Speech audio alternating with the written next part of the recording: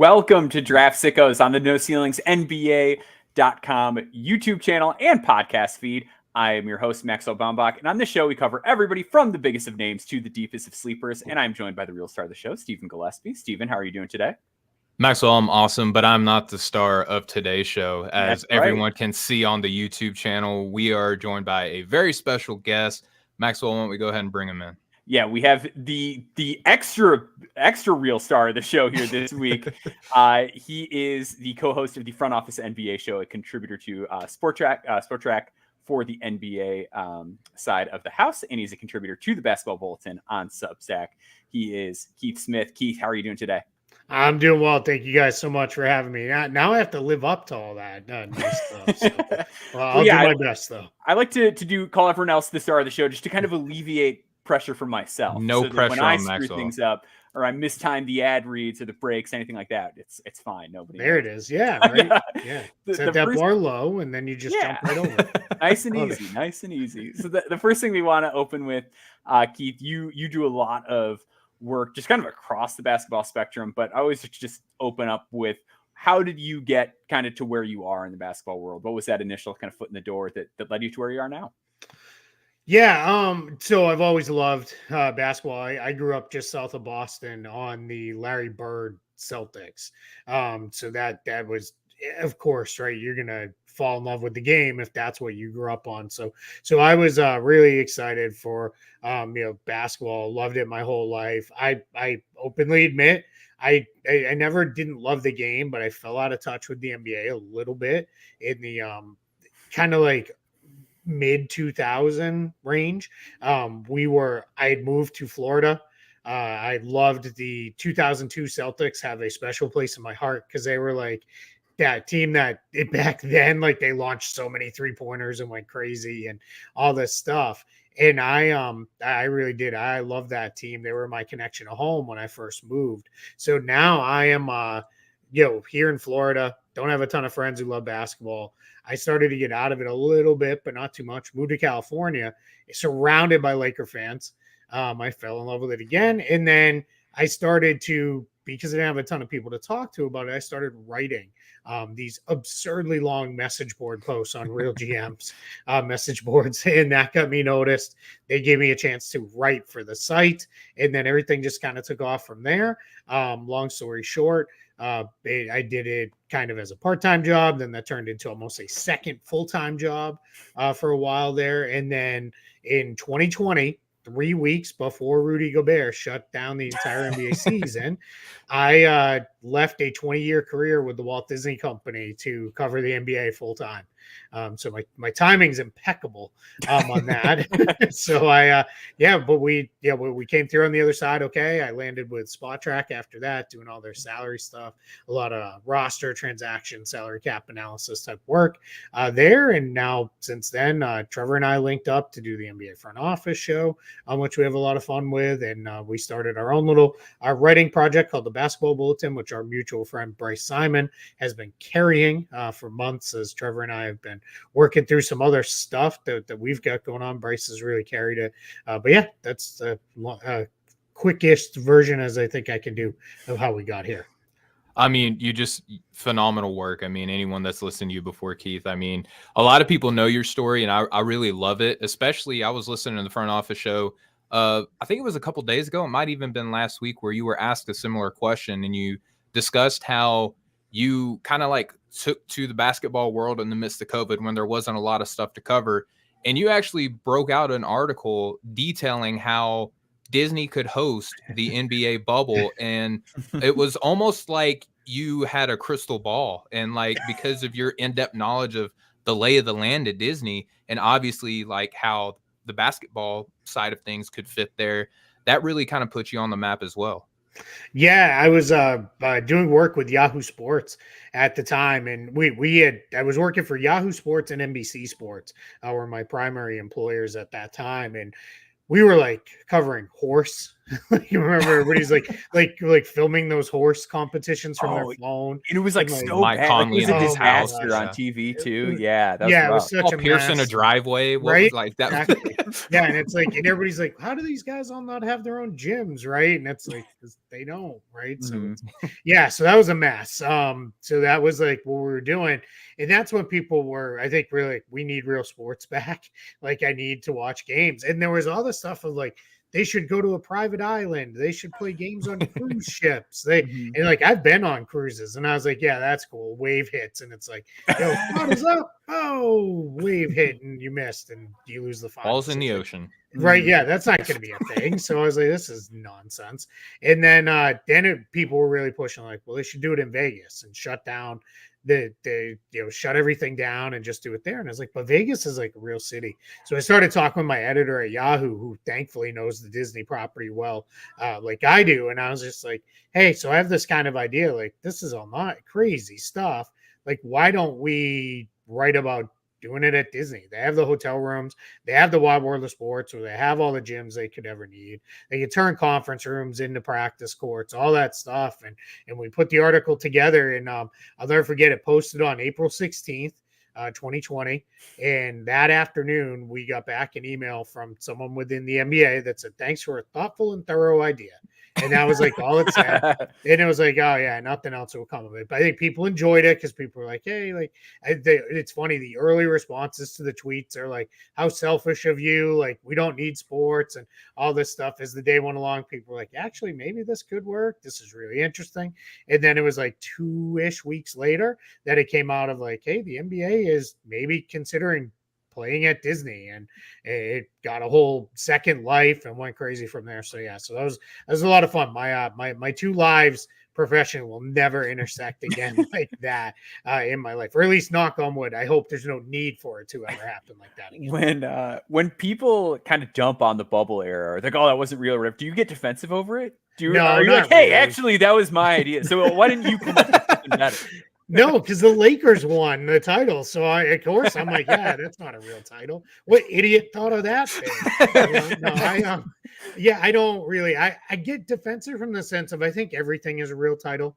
I think every season comes with its own unique challenges. That was a whole different thing where a lot of guys talked about like how hard it was to get motivated in those games, because you had to, like, remember they put the fans on the video boards and stuff, and then you'd see like, eventually, invariably, somebody would do some really inappropriate crap, and then all of a sudden their square would go blank and stuff like that and things. So yeah, it was I don't get too defensive about it, but yeah, it is funny. We went to your point, Stephen, when we told that story on Front Office Show, we have a large subset of Lakers fans, because that's what Trevor does, that watch that show, and they're like, no way, like, hey, thanks for the championship. And I'm like, oh god, I hope Boston wins this thing and it can just quiet this noise for a little while. Yeah, I mean, speaking of Boston winning it, man, I think it's pretty well known that you're a Boston Celtics fan, even though you're living in the heart of Magic country. How does it feel to be, people say world championship now because, America is the world, so to speak, but how does it feel to be an NBA champion now? Yeah, I mean, it's great. It's funny. A lot of people were like, hey, congratulations. And I don't really know how to respond to that. Like, I'm not on the team. Like, I just root for them. But in the end, like, just to keep it, I'm like, yeah, thanks. Like, it's really cool. I'm really happy for the guys. Having gotten to know a lot of people with the organization over the years, even though I was based here in Orlando, I covered the team from afar for a long time. And you'd run into people here in Orlando, run into people at various events around the league, usually summer league, but other things, G League Showcase, things like that. And it was great to see those folks and just really see some of them win. And then for the players, like, I had watched every game Jaylen Brown and Jason Tatum have played in their career. And because I covered them with Celtics blog, where one of my things was I did an article called The Takeaways, which was kind of a recap from the night before and just little plays that stood out to me. I watched most of those games twice. So even like 30-point blowouts, 30-point wins, like all those things, like I've seen almost every game those guys have played twice in full, and it was so cool to see them finally break through and get it done. I was beyond fired up and excited, and it was neat. I know I was telling you guys, my daughter doesn't really like basketball all that much, but her and my wife did get super into the finals run and everything, and That's awesome. screaming, and they were down watching in the other room because I like to. I get really weird about watching basketball. Like, isolate myself in a room where I can take my notes and do my thing on Twitter and all that stuff. But we were all having a lot of fun with it. With the NBA sort of being a copycat league, and with what you know about team building through all of your knowledge of the salary cap and things like that, now the Celtics are on top of the NBA, and for a long time we saw teams sort of working toward that multi-star model. And now, not to say that like a lot of these guys couldn't, be the second best player on a number of other teams or things like that. But how do you think other teams will try to replicate what the Celtics did this season? And do you think that's even replicable? Yeah, it's going to be hard. And this is not me like Celtics are great and nobody can be better than them. I'm not trying to say it that way. But the reality is they drafted 2 all-star, all-NBA level wings several years ago. And very fortunate that those things went the way they did, that their careers have developed.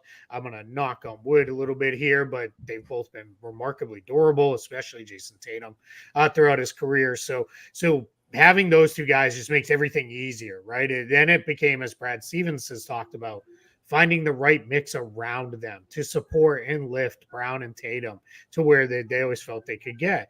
Now, one of the things that I always mention in this when we talk about this stuff is this year, or if we rewind to almost a year ago, the league had the new CBA coming in. And one of the things that they do when they launch a new CBA is they will basically put it in a position where it becomes a, how do I phrase this? It's like a get your books in order kind of year, where it is, hey, don't try to do all these things that are, that don't like if you need to shed salary because we're gonna have these increased penalties and restrictions and all these things.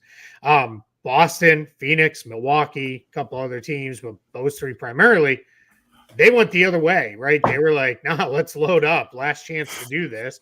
I would argue Boston did it more effectively than anybody else did. But you had to be in position to go get Porzingis. That trade ended up being what a massive win, because they got people forget now they got 2 first-round picks in that trade, which they then turned and flipped in the Drew Holiday trade. Later down the line, or at least one of those picks. And then Holiday landing in Portland, where Portland had no intentions of keeping him, and Boston was able to be in position to get it, again, in part because the Porzingis trade fell apart and they still had Malcolm Brogdon. So they were able to match salary that way. So you have to get really lucky. Sometimes that luck is like a year in advance that it puts things together for you and it all kind of comes together. And then we have this saying around here, one of the soccer clubs my daughter used to be involved with is, success is where luck and preparation meet, right? Like that's the address where those 2 meet. And I think that's really kind of a key thing, because I think they prepped for this moment for as long as they could. And then they got there, and then a little bit of an easier run through the playoffs, not so many injuries on their side. And it is, I feel like it does get overlooked that Porzingis missed most of the playoff run. So that's a very long way of answering a very simple question. I think teams are going to try, but I think it's going to be extremely hard to pull it off, because I don't think, one, who has the base of the 2 young stars, who has the base of guys who they felt that pain of losing in the finals, so they use that to drive and push and motivate them to get the job finished, and who has the ability to load up. That's going to be the hardest part, is that last part, because everything in the new CBA now it's almost all fully in. There's still a couple things that'll phase in next season, but almost all of the roster building stuff is fully in, and it's all designed around, don't do this. We don't want this to happen. And that's going to be really hard for teams to try to replicate. For sure. Well, we appreciate that answer, and we're going to kind of stick with that sort of theme as well as the draft as a whole. We're going to take a quick break, and we'll be right back on the other side.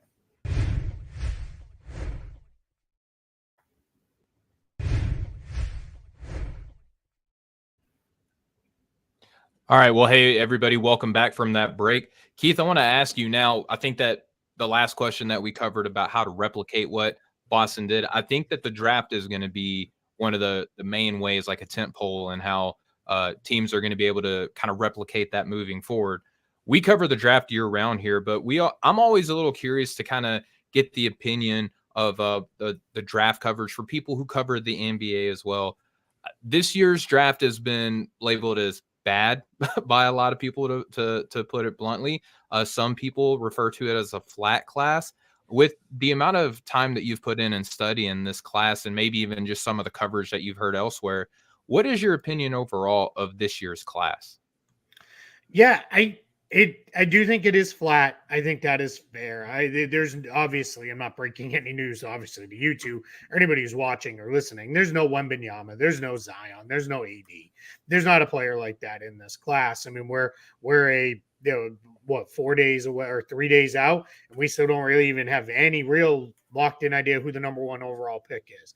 That's even rare, and sometimes in a bad draft, if you will. Mm-hmm. So I think, but I'm not as down on it as other people are. I think there's good depth in this draft. And I think sometimes what happens in these drafts is, I like to call them, they become beauties in the eye of the beholder draft, where I think that can make it really interesting, because then I think you have teams like, you may have a team that's like, you know what, we love Donovan Clingan, and if he's there at 3, we're going to move heaven and earth to trade up to get him, right? We're going to try to get there. And then somebody else might be like, you know, the guy we really like is player X, and he's really sliding. Maybe we can actually move back a pick and go get him, or a couple picks, or whatever it may be. So I think that becomes a far more interesting draft. And sometimes I feel like we lock into these and it's like, man, we could have read the mock draft 3 months ago. Could have just done this and been done already, right? Because they're kind of nailing most things. I think this has the potential to be a really fun draft like that. And I will say this, I started hearing last year, prepping for the draft, how bad this class was going to be. You know, people, feels like people have been talking about it for a while. And one of the things that led me to do was, all right, I'm probably not going to see a ton of these guys on TV. Probably not going to see a lot of this. I knew it was a top of the draft might be a lot of European players. So I put a lot of time and effort into trying to prep for this draft. And I finally hit a spot where I've given up some other responsibilities that I had. So by moving those off my plate, I basically turned most of that into draft prep time. So I feel like I'm like, now I want to say, I don't remember the exact number, but I think I'm like 73 players deep on like full scouts awesome. that I feel really good about, and those kind of things. Normally at this time, I'm lucky if I'm like 35 or 40 in, and I'm like cramming like for the test in the last like couple weeks. I'm relying on stuff that I'm reading from the draft experts I really, admire and follow and trust. I'm like binging podcasts left and right to catch up. And I feel like I'm in a much better place this year than I usually am, which is kind of funny because people are like, this is the draft you spend all this time on? But in a lot of ways, I feel like it was time better spent than like, oh, cool, Cooper Flagg and Ace Bailey and Dylan Harper and, X, Y, and Z. Okay, cool. I think we'll all know those names by Christmas next year. So 100%. we're going to get to some of your kind of deeper cuts now that you have been so deep in the weeds this year later on. But I just kind of want to tease this one out a little bit here first. We did see some rookies that were really meaningful to their teams this season, that were good teams. Derek Lively, obviously, playing on a finals team. Ben Shepherd playing in the Eastern Conference Finals. A guy like Jaime Jaquez being an important contributor for the Heat. Are there any guys that you see in this class that you think will have sort of an easy time acclimating and kind of be able to slide right in like this class coming up, you mean? Yes. Yep. Yeah. Yeah, there's a handful of guys I think that are going to be like in there that I feel like have a chance to be more. I like to think of them like immediate contributors. Like a lot of people I think go to older players in that case, and some of them may be that. Like I think I think a guy like Dalton Connect should be fairly plug and play for a lot of teams. He may struggle a little bit with his defense early on. I think the speed of the NBA game is going to be a little bit much for him, but I think he'll figure it out. And again, for any player I mentioned, it always, for me, fit matters more than almost anything else. Like if a guy lands in a bad spot, it almost doesn't matter how good he is, unless they're like a transcendent player. But if a player who's, they're kind of like I like them, but I'm not super high, landing in a great spot, they can pick way up. So he's one of the guys I really like. I think Zach Edey is a guy who can step in. I think a guy like Devin Carter is going to be able to come in. I think a couple of things that those guys bring is they've Edie's obviously huge. He's older. I think a team will keep it very simple for him. And then Devin Carter's dad played in the league for like a decade or more. So I think that transition is almost a little easier for him because he kind of knows a little bit more what to expect. Plus, he's a New England kid, so I got to shout that out from Providence. So that you'll see, I may have a couple biases that creep in on a couple guys, and that might be one or two. I think Reed Shepard's another guy because I think there's a projectable skill there with the shooting, where if a team says just shoot, like that's all we need you to do, be a shooter, scorer in year one. Those kind of things I think help. So I think guys like that will pick up. And then there's some older players later. Like I think a kid like Tristan Newton could come in and maybe not have the super huge upside of a lot of other guys, but he might be able to come in and give you 10 minutes a night as a backup and not be completely overwhelmed. Whereas like a guy like Nikola Topic or Rob Dillingham, it may, especially with a guy like Dillingham who played kind of, that weird Kentucky deal where their guards play on and off the ball and they don't run traditional stuff all that much. He may come in and have a lot of struggles in year one, and people may be like, man, we should have just taken Tristan Newton, which is like, that's crazy talk, but that may be how it looks just at least early on. Yeah, I mean, the draft is full of those types of stories where this guy was uber productive, like a Tristan Newton, like back-to-back champions, like played a key cog, and that was effective on both sides of the ball for that team. And he's not topping a lot of big boards. I mean, even mine included, I'll raise my hand up. But, we miss on these players all the time. Keith, one thing that I'm really interested in knowing, and maybe some fans are too, is how important is it, or maybe not important, but advantageous? Like maybe this isn't like on the top of a team's list of to do, but how advantageous is it to get like second round draft picks correct, especially now with like this tiered apron approach? Like how advantageous is it for these teams like Toronto picking 31st overall? What's the significance of getting that pick correct? Yeah, massive. If you can nail the draft, you have 3 to 4 years of controllable, cost-effective talent. Meaning you decide if you're going to have them or not because they're on either the rookie scale with the option years, or if they're in the second round, it's either non-guaranteed years or option years at the end. As more and more teams use that new second round pick exception, we jokingly call it the Rob Pelinka rule on Front Office Show because he repeatedly was only signing his second round picks to 2-year deals using the minimum exception. And we're like, carve out like an extra little bit of your, non-taxpayer MLE and sign these guys longer. Cause it turned into like every year is like losing good players or running the risk of it. But yeah, those are huge because you use the Raptors at 31. If you're the Raptors, right, you're going to re-sign Emmanuel quickly this summer. You're going to extend Scotty Barnes on a max deal. You're going to get expensive pretty quickly. If you can, no pun intended, if you can have a player that you draft at 31, or even they do have a first rounder because they have Indiana's pick, or with your first rounder, you're in a spot where if you can get 2 rookies who can come in and give you minutes, those guys are going to come in and give you good minutes for like $5 million combined over their first couple years. That's huge because that potentially does one of two things. It either frees you up if you have cap space to go do something else and sign a player, or if you don't ever have the cap space route, it might free up the full mid-level exception, or it might just keep you out of those really tough trade restrictions as an apron team. So it's really important, more so than ever, I think, for teams, if they want to push into being contenders, which generally means being fairly expensive, to really be in a position where you are nailing your draft picks. And I'll also say, I think it's going to put even more pressure if you completely blow one in the top like 4 or 5. That's always a bad thing. But if you blow one now, you're really in rough shape because you might have really missed. Not only did you miss out on a generational talent potentially, but you might have missed out on a cost-controlled generational talent, as it came in. So that's where I think there's a lot more pressure. And in a draft class like this one in particular, owners and stuff and a lot of fans, they don't want to hear flat draft, not a good draft. They just want to know, hey, if I'm handing this kid, because it doesn't matter that nobody thinks he's number one on my personal board. Alex Sarr is as good as Victor Wembanyama, but guess what? Alex Sarr is getting handed more money than Victor Wembanyama did. That's just the way the salary cap works with all this stuff. So he's going to make more money than Wemby did even though it's like nobody cared. But if I'm the Hawks owner, at some point somebody's be like, hey, wait a minute, explain this to me. Why are we paying this kid more? And that's where, you know, hopefully the front office is like, all right, let's get into it again. Let me explain the salary cap to you and those kind of things. But it can be really tough.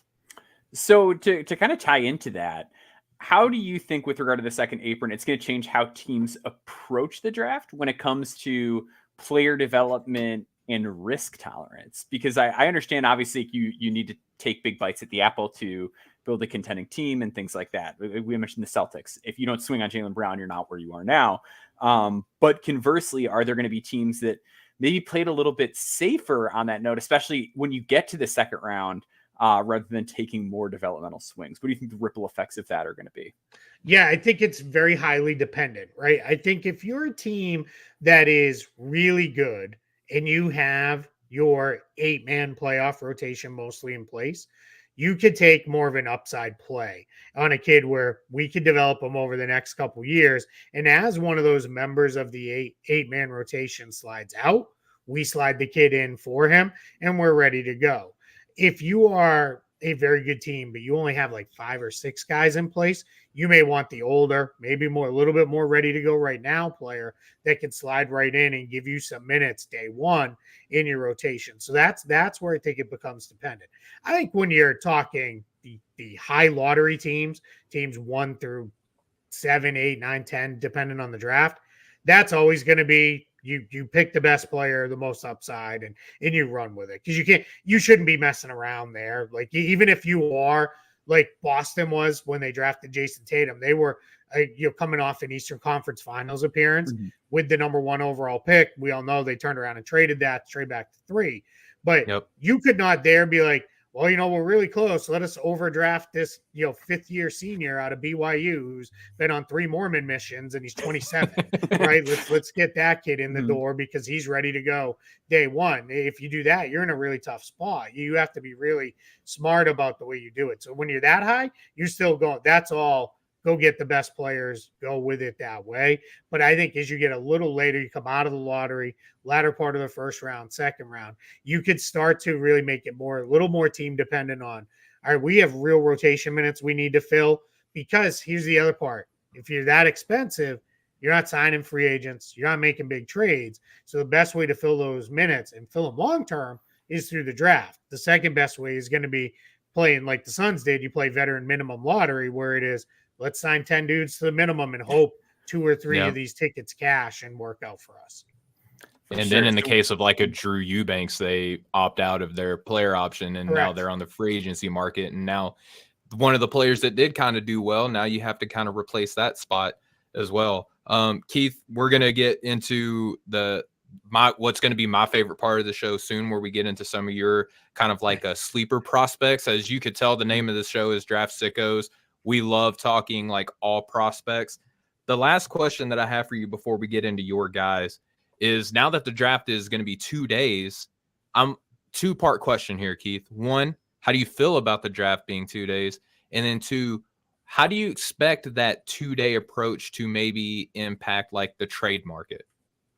Yeah, but answer your second half of that question first.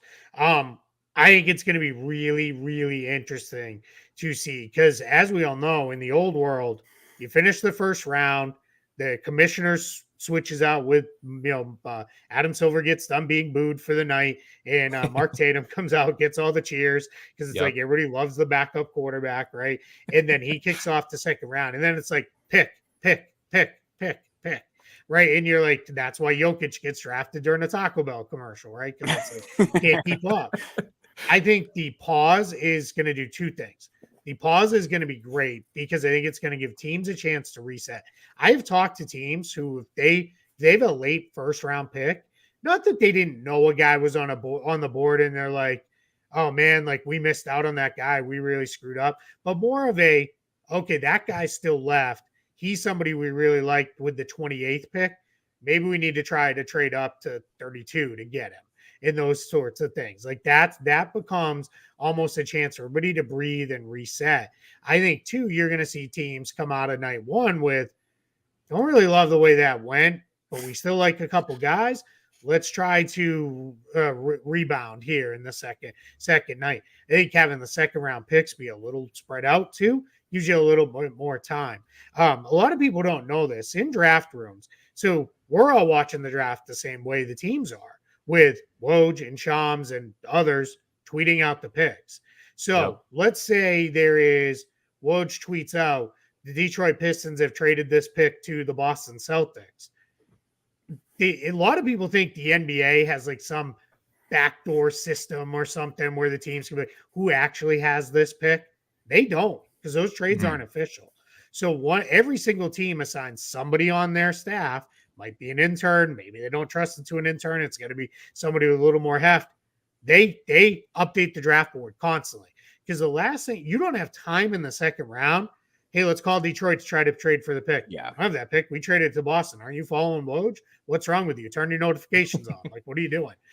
They'll all have a screen up in their war room where it's just the reporters' tweets flowing in. And they're not looking for like, how did they like our pick?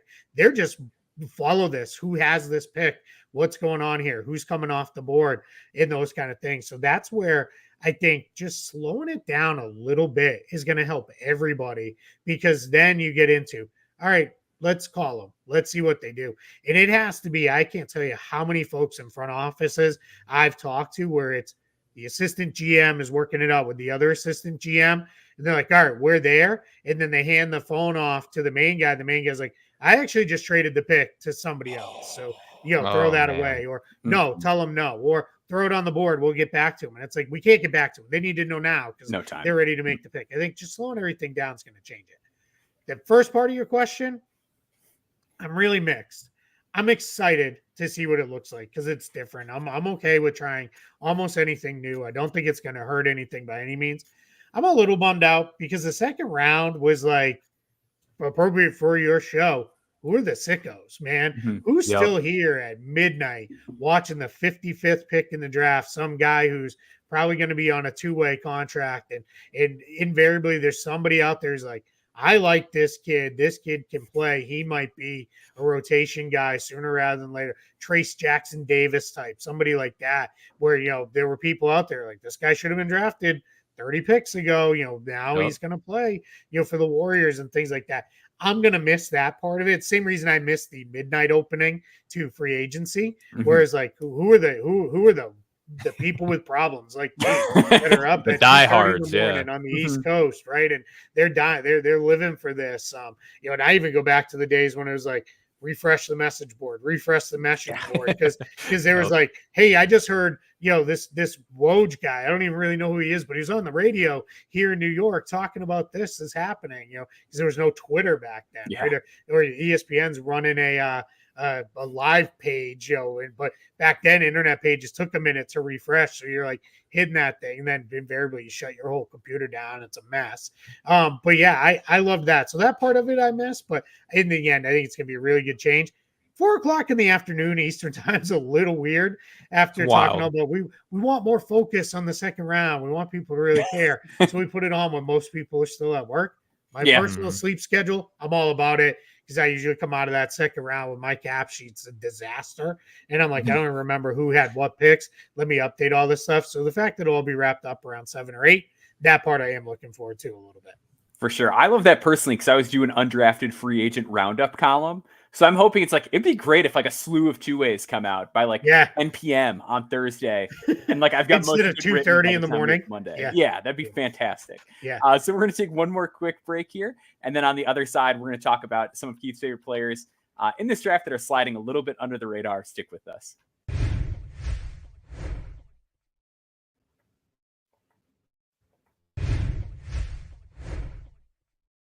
All right. So you dropped a piece in the basketball bulletin. It was a list of your guys. We love the our guys format on this show. We do it every single year. And you kind of split it into guys that are likely to be drafted and players that you feel should be first round picks.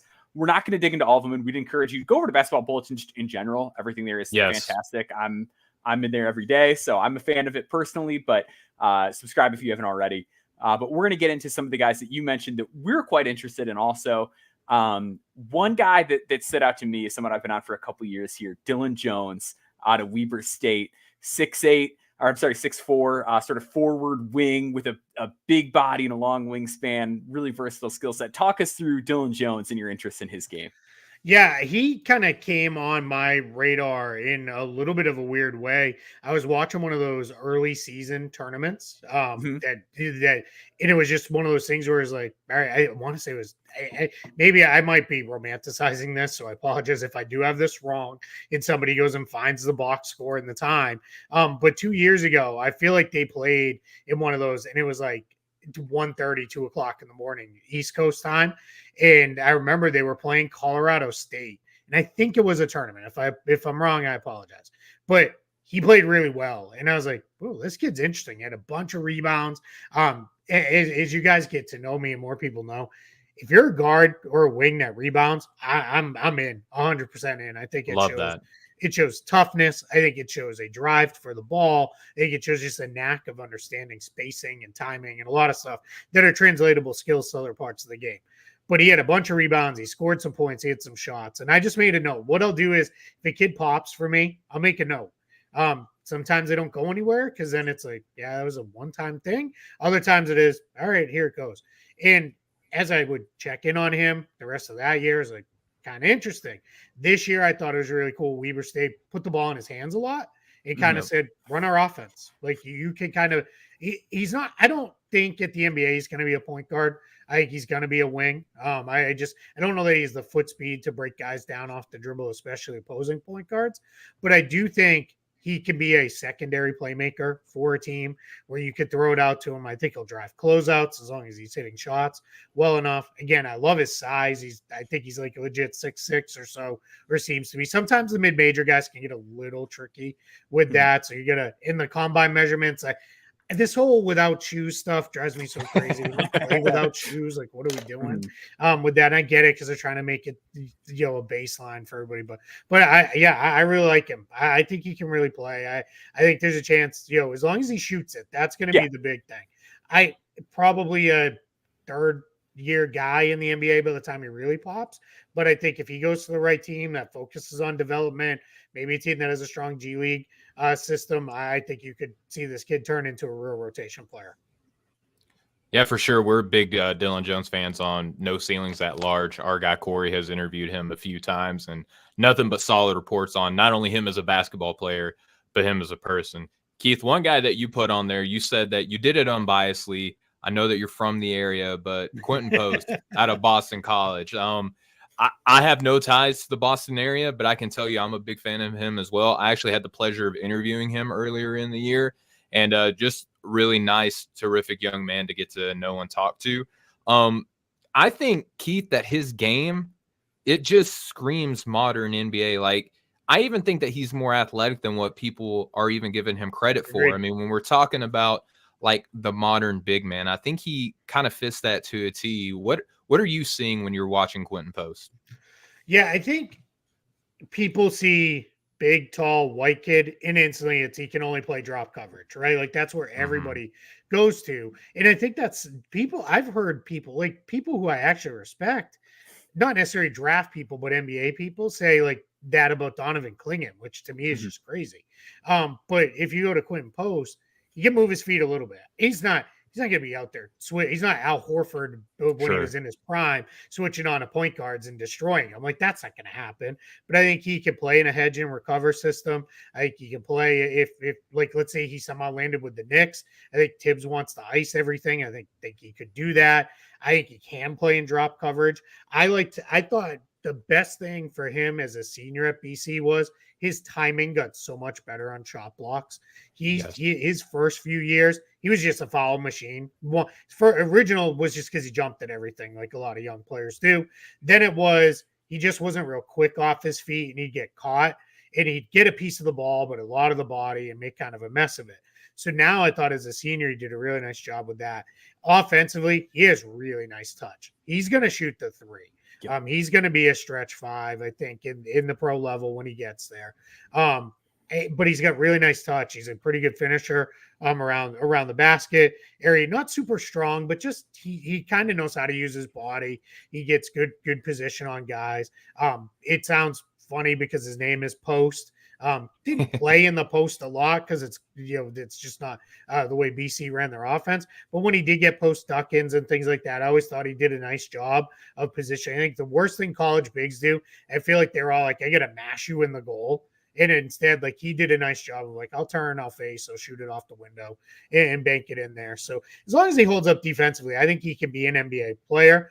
Again, year 2, year 3, solid backup center in that kind of range and go from there. But yeah, there's definitely a little bit of bias in there for me because I'm a BC guy. But I really like his game. Well, I'll back you up on it because I was texting with Stephen about this the other day. We just submitted our final boards. I actually put him in the guaranteed contract second round tier. I love it. I think he's a phenomenal shooter, over 40% from 3 2 years in a row, great from the free throw line, and a guy who measured really well, which like that's going to go a long way if you have concerns about the feet. The fact that he's got a near 6'5", 7'5" rather wingspan, I think it's going to help quite a bit. I'm a big fan of him, how he sees the floor and the shot, of course. We had 2 other guys he wanted to touch on with you real quick if you've got the time. Yeah. One is a guy that I've struggled with. I acknowledge that he's really talented. I'm just a little curious as to what you think it looks like on an NBA floor. Oso Ighodaro. My favorite. So talk me through Oso a little bit here. He's my favorite. He's my favorite player in the entire class. Wow. I just love him. I fell in love with his defense the first time I ever saw him play. He was 3 years ago when he was a sophomore. Just the way he moved at his size, I was like, this guy's going to be an NBA defender day one. You like every once in a while you can see who he reminded me of. The way he moves defensively is Jonathan Isaac. Because Jonathan Isaac, I never saw a kid so big move his feet so seamlessly, so smoothly, moved like a guard out there. And I remember a play. This is a quick Isaac tangent here, but his rookie year, very first game, they played the Miami Heat. I was there covering the game as media, sitting right on the baseline. Goran Dragic loved the dribble under the Nash dribble, right? Go under, and then he would either spin dribble back and get a layup or turn and shoot a fadeaway. Tried the spin dribble, Isaac's there. He went to the fadeaway, Isaac's there. The look on Goran Dragic's face was like, I should probably just retire because I have no idea what the hell to do with this. I don't even know. And I started to that day. It never caught on, but I was like, we should nickname this kid the pterodactyl because he just blocks out the sky with these arms and he's everywhere. And there's just no blue sky. I see similar type things with Ighodaro. He doesn't have quite the same like super duper wingspan, I don't think, as Isaac did. I'd have to check that so that you guys could fact check. It was 6'11" for the wingspan. Yeah, but he moves his feet so well. The guy who I've been comparing him to, I talked about him a couple minutes ago, is Trace Jackson Davis. I think there's a lot of comparables there as far as the way they play. He's a really good passer. Day one for a big. That doesn't usually happen, or we don't see that. I don't know that he's ever going to step out and shoot the ball enough to play the floor, where that seems to be where everybody kind of wants to push these guys to. But I think defensively, passing, I think his finishing is really good. I like this year he developed a little floater, a little touch shot in the paint. I love him. So you guys know I'm a Boston guy. If it came up, Boston took him at 30th, I'd be over the moon. I'd be so excited. He's my favorite player in the entire class. I love that. I love that you're staking your claim to your guy. I think that we're actually, Maxwell, correct me if I'm wrong, I think Corey is about to link up and potentially. Yes, there's something in the works with Oso and Corey for sure. Love it. Yeah, so that's. Did you see the video somebody put out? I only saw snippets of it today where he like broke down NBA coverages like off of one view of a play. It like, I mean, if you guys want to take a break and go get a sandwich, I'll go for like another hour with those thoughts. Like I love him. Sandwich sounds good. Sandwich sounds good. No, but I like that you like Oso, and just to be transparent, Keith, we're getting to know each other. I'm having a lot of fun. We're not the biggest Oso guys, but I feel like it's good though. Appreciate you having me. Have a good night. Yeah, see you later. Yeah. No, but in all honesty, I feel like sometimes we can I'll say like the royal we, like as the draft community, we can get so like paralysis by analysis. And sometimes we spend like too much time looking at these guys, and there's no denying that Oso has NBA level skill set. So I don't know, when I hear people who I consider to be like way more intelligent than I am, like sing praises, I feel like I got to go back and look at them. But Keith, last guy we want to ask you You must about. have heard that from somebody else, because I don't know that I'm way more intelligent than anybody. I will say this one thing, just my general philosophy. Yeah. I think we collectively, and I'm as guilty of this as other people, we over focus on things that guys can't do Yes. versus getting excited about the things they can do. Like we like Oso, I hear all the time, he can't shoot. Like what's he gonna do if a team gets him out on the perimeter? What, they're just gonna sag off him, he won't be able to play, and all this stuff. And right now, obviously, because Boston won, we're in this extreme 5-out fascination love fest of everybody needs to be able to play 5-out. And that'll OKC be a too, thing, right? and then it'll go away. Yeah, so I just that's just a philosophy I have on evaluating players, is I try not to lose sight on all the wonderful things a player can do, because I get overly focused on the things they can't do. I can be fairly pessimistic at times on a lot of stuff, which is weird. People are always like, you're like the happiest, like you just love this stuff so much. And it's true. Like, this is my happy place, is basketball, but I can get a little pessimistic on things. So I have to be very conscious of, don't over focus on that. I have to kind of remind myself of that. And I tend to do that more though with the top prospects. Sure. Or like, I'll get a little too much. I'm like, I don't know about this, with this. And then sometimes I end up completely missing because I spend too much time on that.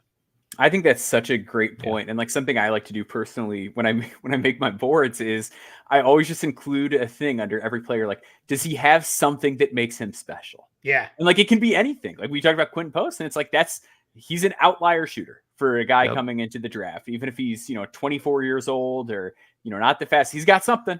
And that's true with Oso as well. Like his assist rate and assist to turnover, like last year too, was like something you see once every 7 or 8 years coming out of college for a guy that size. And he's not just running DHOs, right? Like, because anybody should be able to do that. Like, they run a lot of fake DHOs. I think Marquette actually runs a pretty sophisticated system, because I think they're kind of, I think their expectation is our guys are going to play at the next level, so we can introduce more stuff to them. And I think they ran a lot of stuff with him. He's a good passer on the short roll. That's been evident for a couple of years. I like this year too. They put the ball on him a couple times. He broke bigs down off the dribble and made passes off the bounce, which that you just don't see. That's a trait from bigs. That's pretty rare that you can do that. But let's move on. Otherwise, I'm going to be sitting here the rest of the night talking to no one. I mean, this is Draft Sickos, Keith. So I mean, we can wax poetic on all of these guys who probably aren't going to be lottery level talents. But I want to bring up AJ Mitchell, because I feel like this could be like the most obvious mistake on a lot of people's boards. And I feel like even mine included. Like, I was listening to Sam Vecini, actually just had him on as like a sleeper prospect on Game Theory, and just listening to him like break down his game and like how he interprets the defense and like how he responds to what's presented before him, things like that. He's obviously like a super sharp young man. Why are you so in on him? Yeah, I think the way I described him when I wrote about him, he's kind of funky a little bit. Like he just has a little bit of herky jerkiness to his game. He plays a little. I think I already said I like players who rebound at the guard position a lot. I also like players who play with really good personal pace. Like, that's something that's really become like a thing for me, especially with ball handlers, where if they want to play fast, they play fast. If they want to play slow, they play slow. Sometimes it's the same. They may hit half court at 100 miles an hour and then slow to a crawl as they hit the paint. I think he plays with that kind of pace. You can see, too, the influence of having played professionally over in Europe, even if it wasn't the highest levels. Like, you can just see that influence in his game, that he has that sense. I think he does a good job of taking and absorbing contact for a guy his age. A lot of times guards, I feel like, they just get their contact and then they're in the third row, and it's like, all right, what's that going to do? Because you're not getting a call in the NBA, and two, now you're completely out of the play. I think he does a good job of finishing through contact. And what got me super excited monitoring him this year was the big jump in shooting. Now, I'm always wary when that happens to a kid, especially one who's like, now they're kind of on the draft radar and those kind of things. I make it the equivalent of the contract year. in the Yep. NBA. And it's like, is this real? Like, is this shooting real? But why I feel confident in it, he's been a pretty good free throw shooter throughout the course of his college career. And he's not one of these kids who hit 85% on one attempt per game. Yeah, Like yeah, he shot 4-5 free throws per game the last couple years. So I think he's got really good size for the position. I think he will be a point guard. It's funny. I've had a couple people say, I don't know, I see a little bit of Killian Hayes in him, which I think is a little unfair. And I think that's making a regional comp that doesn't really fit for me with that. But I mean, maybe it could go that way. But this, like we said, these are the guys we're kind of planting a flag on and saying that they really like him. I do worry about him a little bit defensively. Nothing stands out as like oh my gosh, this is a super standout skill for him. But nothing also screamed like, holy cow, this guy's a traffic cone either. So I really do like him quite a bit. Yeah, and again, it's just like the vision. I think he's doing a lot of testing at the P3 in Santa Barbara, which is like where he conveniently played basketball. He's saying that he's getting a lot of like movement comps to like a Jalen Brunson, and I feel like that really shows up in his D-cell game and like that herky-jerky kind of pace that you were speaking to, Keith. I love that. These are great. Like Maxwell, we got to get Keith on again at some point, maybe even next cycle, and we can just wax poetic on some of these deep sleepers. For sure. Well, Keith, thank you so much for taking the time to join us on the precipice of the draft, especially on the team building and cap front, because it's something that we don't really get to dive into as much. We're often so deep in the weeds on the prospects. I think it's important to kind of take a look at, hey, what are the actual implications of where a team is drafting and how that informs the philosophy that we should have as analysts and the philosophies that teams should have. So thank you so much for that. Can you just give everybody a quick rundown? If they somehow know about the Draft Sickos show, but don't know about Keith Smith, where can I'm sure there's plenty. Stuff? So I'll say, let me say one quick thing too, because Sure. I'd be remiss if I didn't do it. Our mutual buddy, Bryce Simon. I love Bryce. Bryce has opened my eyes to a lot of guys, made me think differently about a lot of players in this class, really helped me refine a lot of things, helped me put focus on the right guys too. A guy we didn't talk about here, and I'm sure you guys have already dove into him because he's not exactly a secret, but Bryce has been on Deron Holmes the second from like day one of how good this kid's going to be. I'm all in on him as well. I think he's going to be an outstanding NBA player. So I just wanted to shout out him and shout out Deron Holmes because I think he's going to be really, really good. For my work, Bryce is great, man. He's just, like you guys, like he loves this, right? And this is like so much, and he's deep into it, and he covers the Pistons, so we better know a lot of draft guys. He's a real sicko, yeah. Yeah, he is. Yeah, absolutely. It's watch funny every Detroit Pistons game. There's got to be something a little bit wrong with you, right? Mentally off kilter, yeah. I'll tell you, I've yet to hit Bryce with a player where he's like, I don't really know him very much. Until the other night. I was like, what do you think about Quinn Ellis? Because I started hearing Quinn Ellis's name more and more and more. And then he was like, he's like, I don't know, let me do a little bit of work. In like 20 minutes, he's like, all right, so I watched some of this stuff with him. And then like we proceeded to, I think we were watching probably a lot of the same things and having like a 30-minute conversation about this guy. And it's so funny. And it's like, it's so great now too, that like, if you have the resources, with like 4 clicks, it can be like, show me everything that I need to see about this one player if you want to put the work in. When I was a kid, like I was taping Steve Nash games in the middle of the night at Santa Clara because I was like a smallish ball handler. I sucked. I was a terrible player. All I could do is shoot and pass. I never learned how to dribble very well. So, but I had this dream of like, I'm going to be Steve Nash. And like, so I'm taping games at 1:30 in the morning on the East Coast, and then watching him after school the next day. And it's like, now it's like click, click, click. There's every pick and roll possession the guy's ever had in his life from the time he was 7 years old. It's incredible. To answer your question, you can find my written work at spottrack.com. Mostly there. It's we're deep in off-season stuff right now. So I've got 29 of 30 off-season previews posted. The Boston Celtics will post tomorrow. The champions always are the last ones posted during the week. A lot of salary cap stuff up there. I'm part of the team that sources and maintains all the salary cap information on the site. I truly believe we are the most accurate and timely public information for salary data. And if you're fans of other sports, football, baseball, hockey, anything else, I think we've got you pretty well covered, including international soccer, individual sports. The guys do an incredible job over there with everything. I'm very fortunate to be part of it. Like that, I have found my people, right? It's like, oh, you guys love this stuff like I do. Let's go. So that's where you can find my written work. You can find me on NBA Front Office Show with Trevor Lane, where we do our show every day, Monday through Friday. We'll have some oddly timed shows here because it's free agency coming up.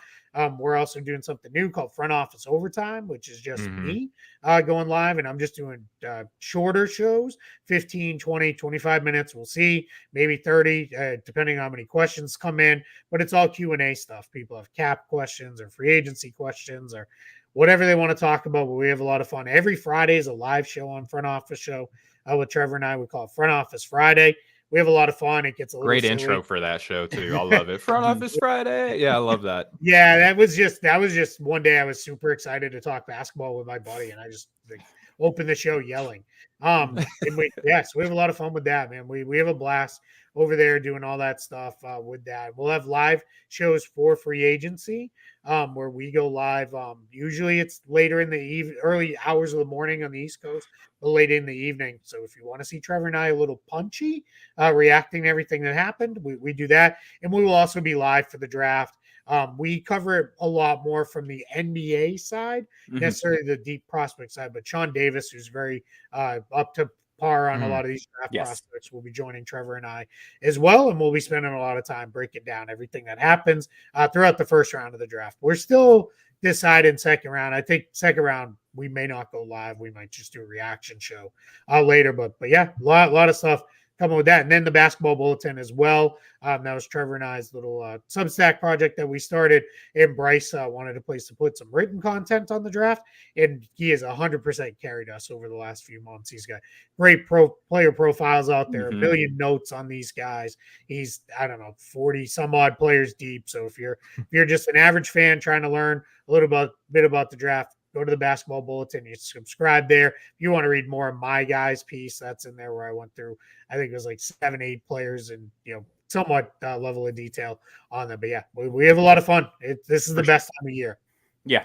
Yeah. All the work is fantastic. I mean, Stephen talked about the Front Office Show. The basketball bulletin is spectacular. And you mentioned those like scouting reports that Bryce sends out. And something I love about those is when he does like the raw notes where like they'll just like, it's so encouraging as an evaluator to see someone just like ask a question and their notes and be like, can this guy go left? Like I have not seen him go left and whatever. Like it's a really good, I would almost say like way to learn scouting if you're new to it, to see like, here's somebody who's deep in the weeds. Here's what they're looking at when they're going through. I like sometimes too. He asks the question, then he answers it later. Yeah. Like he'll be like, he cannot go left. He'll be like, he tried, and he ended up kicking it into the seats or whatever. And it's like, but it's really good stuff. And I think it's very consumable too, which is really important to me as someone who needs to be like if I'm going to read a lot of this stuff, it needs to be consumable, for me. I can't necessarily read everybody's, 10,000 word deep dive on one player. Like I'm not going to have time. Wow. Shots taken at me. I can't, I just can't keep up. Yeah, right. We get it. It's just there's a lot. And, you guys, I'll tell you, I wasn't super familiar. The old chat board. I wasn't familiar with your game. But like when I get turned on to the work you guys do, like I regularly watch the show, tune in. Like I've been keeping up, with the work you guys do a great job. And I think you approach it too with a good mindset of having some fun with it, which is really important to me. Like I get it. It's serious. We're making multi-million-dollar decisions, but we're not making them. So let's have a little bit of fun with it. Right. Like, I think you guys do a wonderful job.